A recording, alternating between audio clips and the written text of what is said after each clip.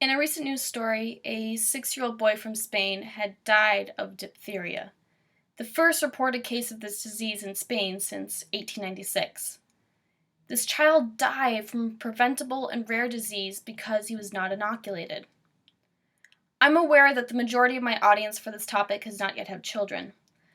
However, I feel very strongly about this topic and hope you choose to do the smart thing, the right thing, and the safe thing, and vaccinate yourself and your possible future children. I'm going to give a brief history on the origins and effectiveness of vaccines.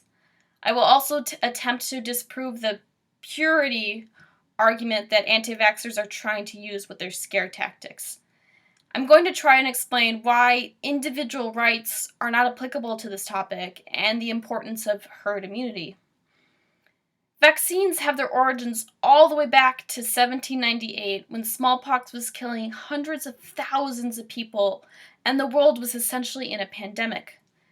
Then English physician Edward Jenner noticed that milkmaids would contract a smaller, less harmful version of this virus called cowpox, and after recovery were immune to the much deadlier smallpox. He then went on to make the very first smallpox vaccine and is argued to have saved more lives than any other human in history. At this current moment, smallpox is the only virus completely eradicated, a feat that has been compared to walking on the moon. The continued use of vaccines has also shown a decline in many more deadly viruses, including whooping cough, down 81%, measles, down 99%, and mumps, down 99%, since the introduction of the MRR, measles, mumps, rubella vaccine.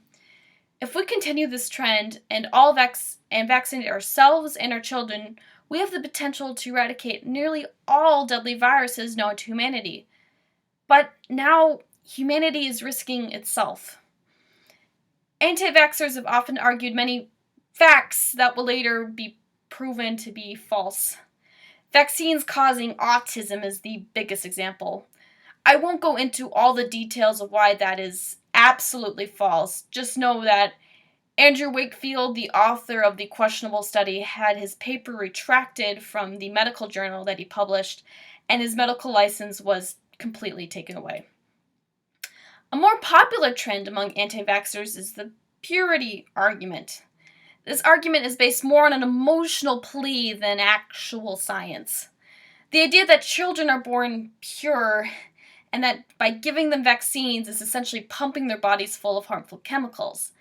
And the fact is, that's just not true. They're just manipulating the science to sound more scary than it actually is.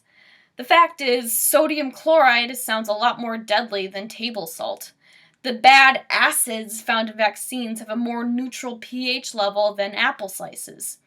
Yes, there is a small risk of becoming sick due to vaccination, approximately 1 in a million, and statistically that is less risky than not getting vaccinated in the first place.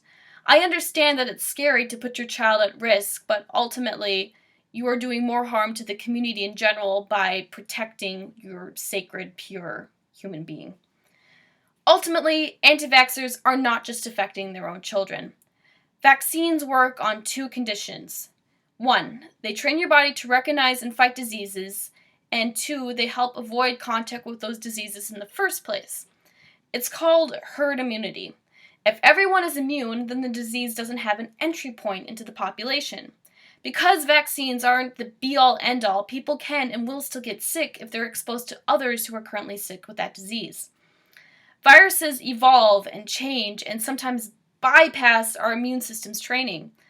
When I was in high school, a group of students from China were visiting our school for a week. One of those Chinese students had the whooping cough. And even though it was a public school and all the students were required to get vaccinated for whooping cough, the disease still spread throughout the school and a good portion of our student body got sick. Luckily, the version of the disease that had spread was much milder due to our combined immunity, and everyone made a full recovery. But that won't always be the case, especially if there have been people in my school who hadn't been vaccinated and allowed for a much more serious version of the disease to mutate within their body. This is not an issue we can be selfish about. Viruses won't discriminate based on your beliefs, pure or otherwise. Vaccinate your children. Vaccinate yourself. It is not a matter of choice, it is a matter of life.